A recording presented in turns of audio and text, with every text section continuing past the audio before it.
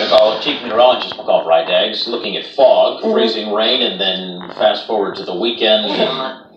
I'll let you finish that sentence. Let me finish the sentence because I know you don't want to talk about it. It's a little sore subject for us because we had snowfall this weekend and it could be a repeat as we head towards this Saturday and Sunday. But first, here's what I'm tracking for tonight. Some patchy fog. I know a lot of us are probably sitting at home in our comfy beds right now, but there are some people that do have to go out on the roads for overnight shifts and things like that. So be aware that some spots on the roads could be slick because of that light patchy fog and drizzle that has formed.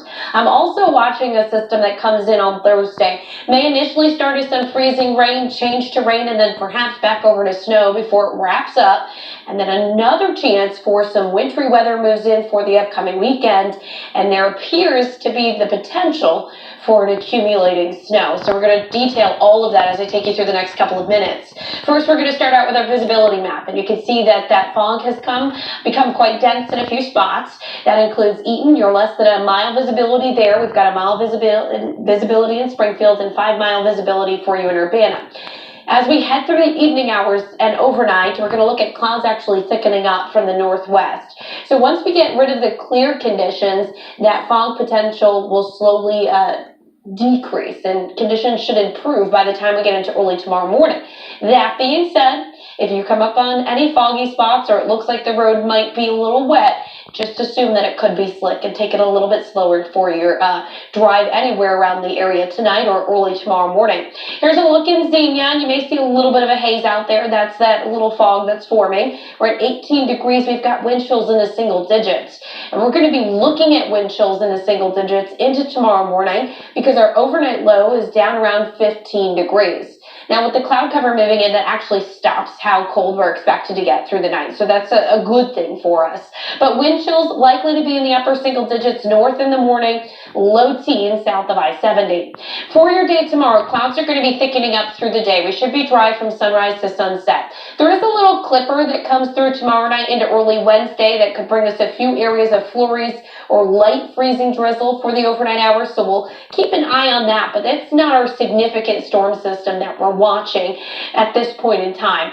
When we look ahead, we're going to be in those lower 30s for the next couple of days. Then that Thursday system comes in. And when it moves in, temperatures will be below freezing initially. So that's why we could see some light freezing rain or perhaps some snowflakes early before changing over to rain for the afternoon.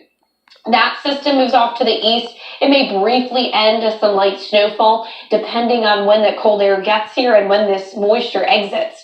But as we get into Friday, we're going to get a little break. There's the break, and then there's our system for the weekend.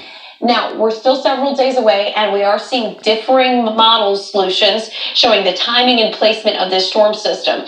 But it does appear that this storm system is going to push some moisture into the area on Saturday. We'll have to see if enough warm air surges north to perhaps have some wintry mix in the southern counties, and then wrapping around behind this some cold air, changing us back over to snow as we finish out the second half of the weekend.